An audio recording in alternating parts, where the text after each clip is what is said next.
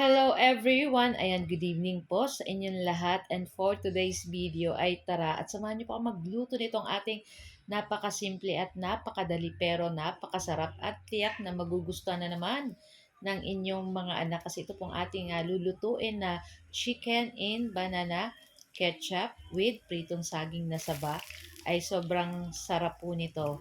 So tara na guys at samahan niyo po ako magluto and enjoy watching po. Sa ina nga, ipiprito lang natin itong ating saging na saba. So, meron akong 4 na piraso.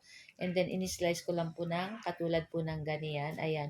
So, lulutuin lang po natin iyan. Iprito natin ng side to side hanggang mag golden brown o mag brown brown itong ating saging na saba.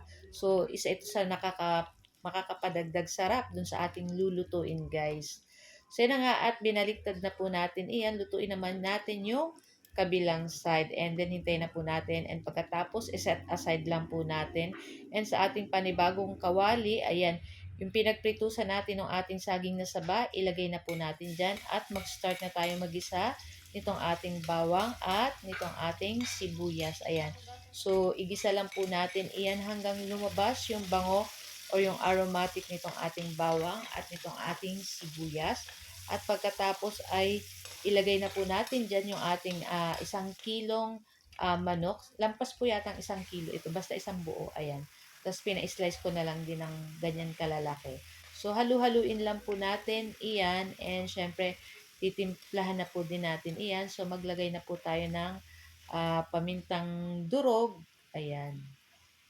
Tapos, syempre, maglalagay po tayo dyan ng oyster sauce. So, estimate nyo na lang po yung paglagay. Huwag masyado marami. Pakunti-kunti lang. Tapos, adjust na lang po kayo.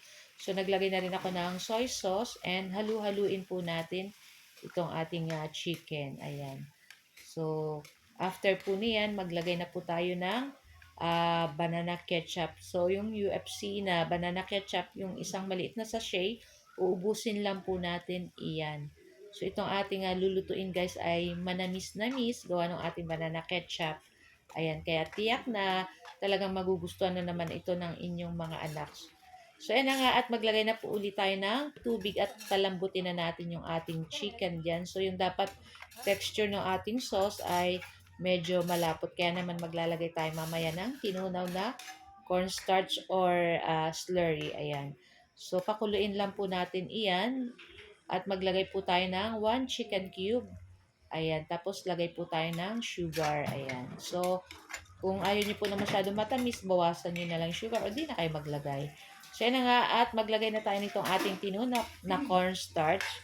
At makikita nyo guys ay unti-unti na yan lumalapot. At yung ating chicken dyan ay luto naman na po guys. So, malambot na rin yan. Kaya, okay na rin to guys. Pwede na po nating ilagay dyan yung ating piniritong saging na saba kanina. And then, syempre, halu-haluin na po natin iyan para yung lasa ng ating chicken dyan ay kumapit na sa ating saging na saba. So, guys, thank you for watching and see you next video. Ciao! Bye!